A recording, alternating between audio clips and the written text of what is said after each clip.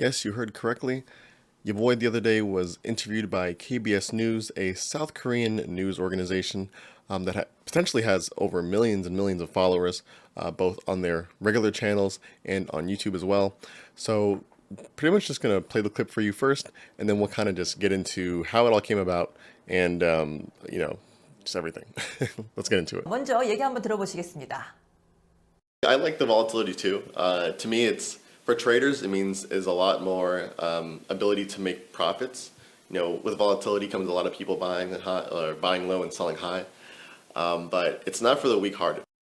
So obviously, as you guys know, if you're watching this video, you know that I've been making crypto content for a little while now. I think I started back in I think it was June or July in library, and then August for YouTube. And ever since then, like I haven't had that many people reaching out to me, just like like people much like you, maybe just like viewers kind of reaching out and saying, hey, thanks for the content, which is always amazing. And occasionally like different projects or companies. When I say companies, projects, I'm talking about very, very small ones, nothing crazy, right? But these guys, KBS News, I was actually reached out to them, I think it was on early February, and they mentioned that they kind of ran across my channel on YouTube looking something up. I don't even know what they were looking up. And they were doing, I guess, a segment on, finance. Specifically, they were doing like different segments on like the sectors of finance, and I guess cryptocurrencies was one of them. Specifically, Bitcoin, actually. And you'll see why I'm saying that later on.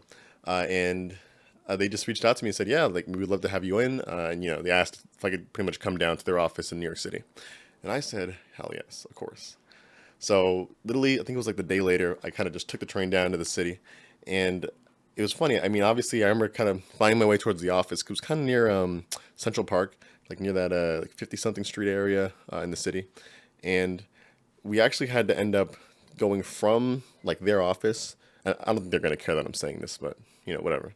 We had to go from their office to another location, kind of near the west side, like near the Hudson River, to like these like high-rise apartments or whatever. And after you saw the video there, you saw that my background looked different than it usually does.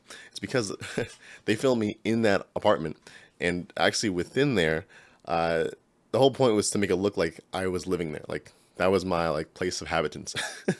I guess assuming, like kind of with like the assumption that I made all that money, to purchase the place off the Bitcoin that I trade.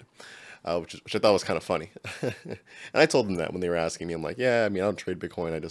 I invest into cryptocurrencies, and I make videos about them, but I'm not a trader by any means. And that's why you'll see in the interview, the one part that they put in there was the volatility part that I mentioned. That was it. Like we were there for like an hour at least, recording, and just they were just asking me a whole bunch of questions about crypto, Bitcoin, mainly Bitcoin, about how we got into it. Because I assume, and I'm sure you guys know, like when the mainstream media talks about crypto, they really just think of Bitcoin. So it's funny, like at some point I had my laptop, my Mac laptop over here, just chilling on the desk, and they told me to put up like my trading screen or something, right?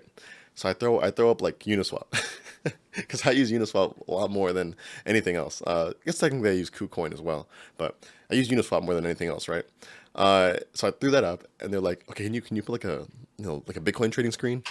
I'm like, okay. So I just go to Gemini. I throw up the Bitcoin price, and I pretend to scrub through the prices, which I thought was so funny. But yeah, so I guess they decided to choose like a very small amount of the interview that we had. The entire interview again took like it was like 30 minutes of them like kind of framing the shot, 30 minutes of us actually talking back and forth. And at the end of it, they gave me a nice little Starbucks gift card. So I really appreciated it. And honestly, to be honest with you, I'm actually not too ashamed. No, I'm actually not too sad that they didn't include the other parts, where like I was mentioning like the benefits of buying Bitcoin and all that other stuff. Like some more of the technical stuff, because I feel like I didn't include enough to the point where it's like if they had included everything of what I had said, it almost would have looked like, I don't know. To me, I was almost afraid of people looking at it and seeing that maybe I didn't represent the space as it should have been represented as. I don't know. I don't even know what that means, but to me it was really cool. And obviously that aired on whatever news channel I guess the South Koreans within New York watch. Actually, where I'm at, it's actually kind of like a Korean community as well. So who knows? Maybe I'll be walking around my supermarket and they'll just kind of point me out.